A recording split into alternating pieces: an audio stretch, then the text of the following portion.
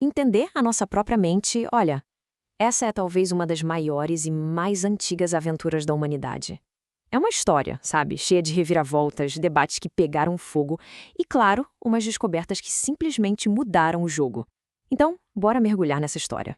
Por muito, muito tempo mesmo, a grande pergunta era essa aí. Filósofos, médicos, pensadores de todo tipo, todo mundo queria saber, afinal, onde é que fica a nossa consciência? Onde mora a nossa alma?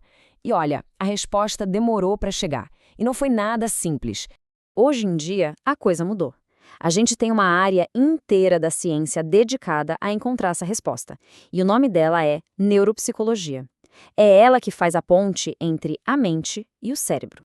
Falando de um jeito bem direto, a neuropsicologia é basicamente isso, uma ponte. O trabalho dela é entender como é que a atividade elétrica e química, lá dentro do nosso cérebro, se transforma em tudo. Em tudo que a gente faz, que a gente sente, que a gente pensa. E o mais legal é que a neuropsicologia não joga sozinha. Pelo contrário, ela está bem ali no meio do caminho, conversando com um monte de outras áreas, como a neurologia, a psicologia, até a linguística. É essa união de forças que ajuda a gente a desvendar os grandes mistérios, né? Coisas como a memória, a linguagem e, claro, a própria consciência. Mas, ó, para a gente entender o presente, a gente precisa viajar para o passado. E não é um passado qualquer, não. Vamos voltar lá para a pré-história. Tentar ouvir os primeiríssimos sinais da mente humana. Essa linha do tempo aqui dá uma ideia do tamanho da nossa jornada. Pensa só, 100 mil anos atrás, os neandertais já faziam rituais de sepultamento. Isso é incrível porque sugere que eles já tinham alguma noção sobre a vida, a morte, sobre o eu. Aí a gente avança milhares de anos e o que a gente encontra? Crânios com marcas de cirurgia. E por fim, lá por 3000 a.C., a primeira vez que a palavra cérebro aparece escrita em algum lugar. Então, o que isso tudo nos mostra? Que mesmo sem ter a menor ideia do que era neurociência, nossos antepassados já sacavam que a cabeça tinha algo de especial. Eles sabiam, de forma intuitiva, que ali dentro morava algo vital. Fosse para um ritual ou para tentar curar alguém, o foco era sempre na cabeça. E essa intuição, com o tempo, virou um debate de gigantes na antiguidade. Uma verdadeira batalha de ideias. De um lado do ringue, o cérebro. Do outro, o coração. E aqui a gente tem os times escalados. De um lado, defendendo o cérebro, a gente tinha figuras como Platão e Hipócrates. Do outro lado, um peso pesado, Aristóteles. Ele apostava todas as fichas no coração como centro da inteligência. E o cérebro?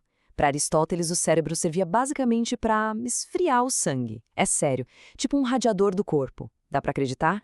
Essa briga entre cérebro e coração não acabou tão cedo. Na verdade, o que aconteceu foi que a ciência meio que parou no tempo. Por mais de 1000 anos, as ideias de um único cara ditaram as regras para todo mundo no Ocidente.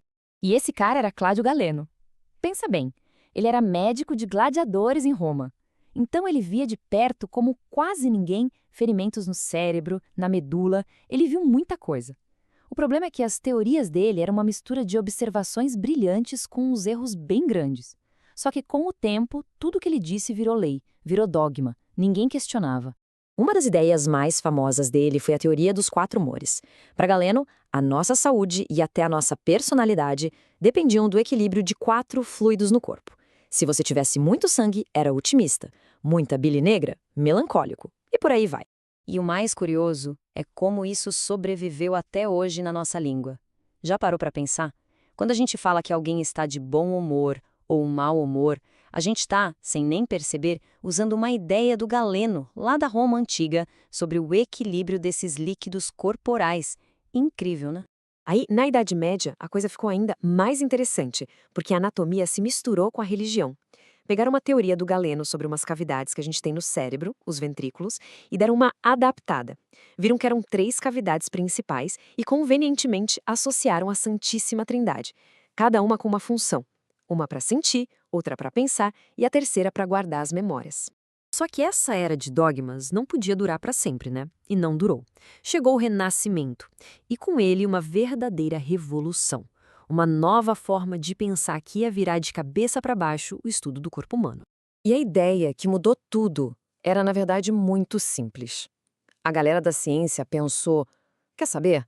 Em vez de ficar só lendo e repetindo o que o Galeno escreveu há 1000 anos, por que a gente não Olha, simples assim. O lema passou a ser ver para crer. E essa revolução teve seus heróis. 2 nomes se destacam. Primeiro, Andrés Vesalius, o cara que publicou o primeiro mapa do corpo humano baseado em dissecações de verdade. E o outro, claro, Leonardo da Vinci. Um gênio que usou sua arte e sua curiosidade científica para criar jeitos novos de enxergar o corpo por dentro. O Da Vinci, por exemplo, teve uma ideia genial: injetar cera quente nos ventrículos do cérebro para fazer um molde perfeito deles, e o resultado dessa experiência revelou uma coisa bombástica. Lembra que a igreja dizia que eram 3 ventrículos por causa da Trindade? Pois é, o molde do Da Vinci mostrou sem sombra de dúvida que eram 4. Um simples número, mas um número que foi capaz de derrubar mais de 1000 anos de tradição e dogma.